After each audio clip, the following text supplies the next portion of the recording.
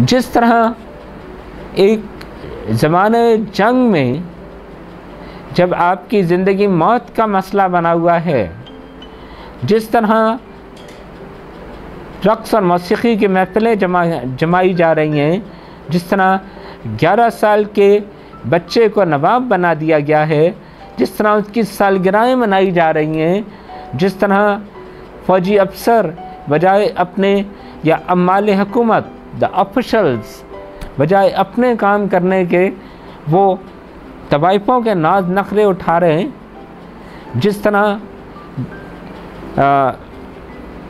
फरार के वक्त ये एक बड़ा आयरॉनिक पैराग्राफ है, पेज नंबर 41-47, जिस तरह ये बताती है कि लखनऊ से फ़रार होते हुए बेगम साहब, दैट इज़ नवाब किश्वर महल, जो लखनऊ की हुक्मरान है, उस या कहना चाहिए थी, उसके सिपाही, उसके साथी, उसके मुसाहिब किस किस्म की डिमांड कर रहे हैं, किन बातों पे उनको तकलीफ़ हो रही है। कोई अफीम मांग रहा है, कोई खाने के लिए तकलीफ शोर मचा रहा है, कोई कह रहा है कि हमें पैदल चलना पड़ रहा है, कोई कह रहा है कि हमें सवारी नहीं मिल रही। आप सोचिए कि इनकी सल्तनत छीन ली गई, फरार हो रहे हैं, और इनकी ऐश परस्ती का ये आलम है कि जिन लोगों को लखनऊ को डिफेंड करना था, का दिफा करना था, अपने मुल्क को दुश्मनों से बचाना था, उनका ये हाल है। तो फिर क्या ये हैरत अंगेज़ बात है कि वो सल्तनत तबाह हो गई? बिल्कुल नहीं। मैंने आपको एक शेर इकबाल का पहले भी सुनाया था, दोबारा सुन लीजिए। इकबाल ने कहा था कि आज तुझको बताता हूँ तकदीर उमम क्या है, शमशीर सिना अव्वल ताऊस रुबाब आखिर। और ये कौम, ये माशरा ताऊस रुबाब में पड़ गया, और जो माशरा भी इस कस्म के काम करेगा उसका अंजाम भी वही होगा जो लखनऊ की इस सल्तनत का हुआ। और ये याद रखिएगा कि ये वाहिद तारीख़ी वाक़या है और एक मुतय्यन डेट है जो इस पूरे नावल में लिखी गई। हम इसी एक डेट के हवाले से बाकी तमाम वाक़यात की तवारीख़ मुतय्यन करते हैं। और यहाँ हमें ये बताया गया कि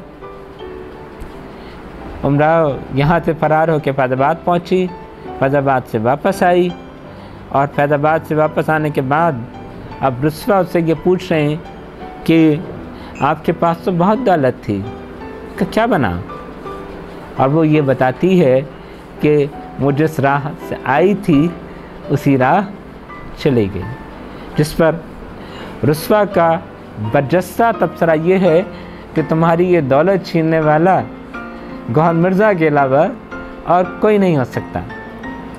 जबकि उमराव की जनरॉसिटी ये है, उसकी वसीउल क़ल्बी ये है कि वो अब भी गौहर मिर्ज़ा पर बराह रास्त इल्ज़ाम नहीं लगा रही।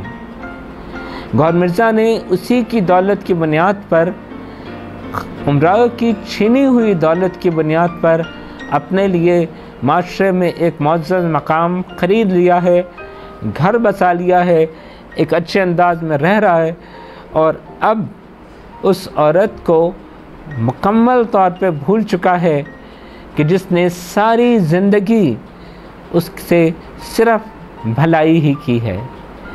ये बात असल में गौहर मिर्ज़ा को इस नावल का पक्का विलन बनाती है कि वो उमराव के लिए बुराई और बदकिस्मती के अलावा और कुछ लेकर नहीं आता। जबकि उमराव की वसीउल क़ल्बी, उसका ज़र्ब, उसकी कहना चाहिए अपनी वफ़ा, कि वो उस शख्स को अब भी बेइज्जत करने को या उसके बारे में कोई बुरी बात कहने को तैयार नहीं कि जिससे उसने एक दफ़ा मोहब्बत की थी। और फिर अगले चैप्टर में हम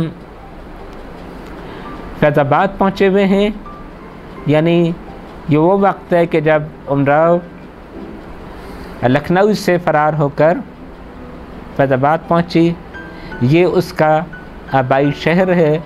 दो बातें, एक तो ये कि वो फैज़ाबाद के लोगों के ज़ौक़ से कुछ मुतासिर नहीं हुई। लखनऊ के बाद उसे कोई और शहर पसंद नहीं आता। वे कहती है कि ये लोग लखनऊ के लोगों की तरह खुश ज़ौक़ और सुखन फहम शायरी और मौसीकी समझने वाले नहीं। ये एक पहलू है जो हम लखनऊ की अहमियत के हवाले से नोट करते हैं। और फिर अब उमराव अपने बचपन के बाद तकरीबन कम अज़ कम भी 25 से 35 साल बाद फैज़ाबाद आई है, और ये जगह उससे बहुत मुख्तलिफ नज़र आती है। लेकिन जब वो एक ऐसे मोहल्ले में, ऐसी गली में पहुंचती है जहां उसको महसूस होता है कि ये तो मेरे घर की गली है, और यहाँ वो अपनी माँ से मिलती है। इससे पहले उसको ये मालूम हो चुका है कि उसके वालिद का इंतकाल हो गया है। माँ माँ है। उमराव की माँ भी ये जानते हुए कि उसकी बेटी क्या बन चुकी है, उसको कबूल करती है।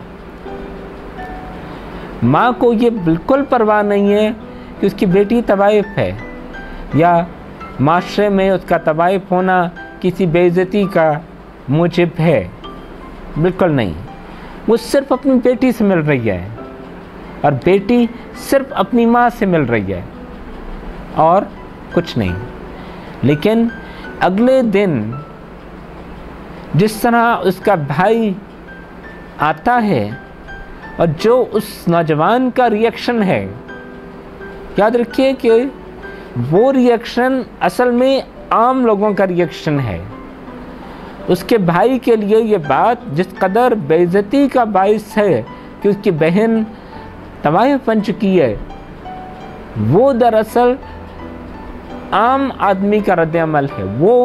वो सोच है, वो जज्बात हैं, वो मयार है जो एक आम शख्स, एक मुतवस्सित तबके का शख्स इस पेशे के बारे में रखता है। मुतवस्सित तबका, मिडिल क्लास। मैंने आपसे ये कहा था कि जो करप्शन आई, जो अखलाकी और समाजी इन्हितात आया, वो तो एलिट में आया, तबका अशराफिया में आया, लेकिन उसकी सज़ा सबका भुगतना पड़ी। लेकिन इस मिडिल क्लास के, इस आम लोगों के मॉरल स्टैंडर्ड्स, अखलाकी मयारात अपनी जगह कायम है। और उसका भाई जिस कदर गुस्से में है, जिस कदर नाराज़ है, जिस कदर तौहीन के एहसास से झुका हुआ है, वो दरअसल आम लोगों के जज्बात का आईनादार है। और वो बेचारा एक बहुत अजीब सूरत हाल का शिकार है। एक तरफ माशरती तौहीन है और दूसरी तरफ उसकी बहन। ना वो तौहीन बर्दाश्त कर सकता है, ना अपनी बहन को बुरा कह सकता है। वो मर जाना चाहता है या मार देना चाहता है।